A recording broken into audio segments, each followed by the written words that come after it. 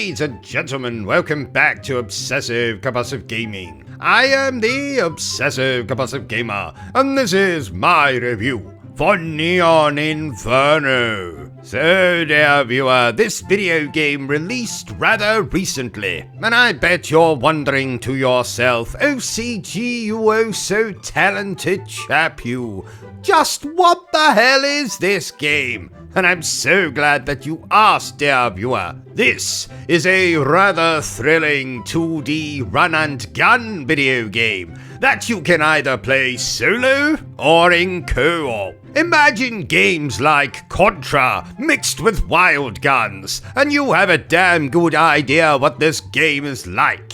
Presented in a glorious 32-bit art style, which might remind you of certain anime, like maybe Ghost in the Shell, or Ghost in the Shell, or Ghost in the Shell. So you choose from one of two characters, if you're playing the game solo, of course, and each of these are assassins. And you'll make your way through 6 hyper-metropolitan levels, taking on the corrupt police officers, gangs, and even the bloody Yakuza. And you use your trusty firearms to enact mass maimage and, more importantly, ultimate penetration. I rather like that word, penetration. It's a word that Bertrum knows all too well. Isn't that right, Bertrum? I beg your pardon? Nothing, Bertrum, nothing. Feel free to go back to sleep. Of course, what would a run and gun game be without its difficulty?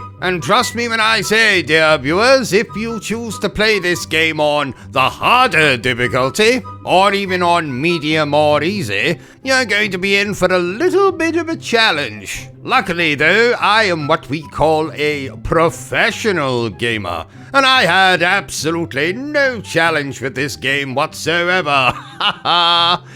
More or less, give or take. I probably died about 100 times, but anyway, that's not the point here. The point is, this is a rather tricky, but ultimately satisfying little video game. If you're a fan of Contra, or Gunstar Heroes, or Wild Arms like I mentioned earlier, then I am absolutely confident you will have a hell of a time with this video game. And once you're finished with the story mode, you can head on into the arcade mode for an even greater challenge.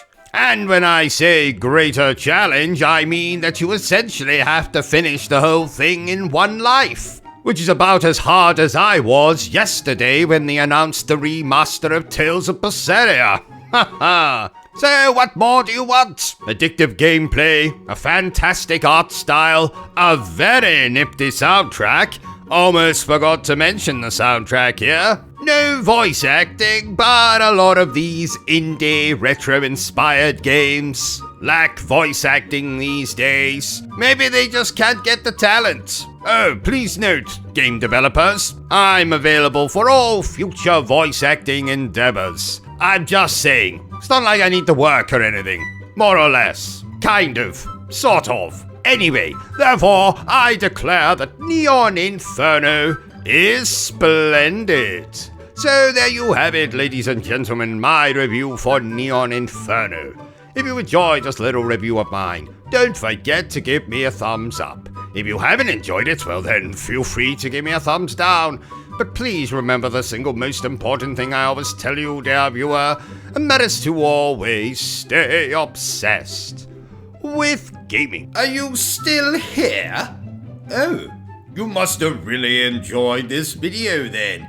In that case, you had better subscribe to the channel and check out our other content.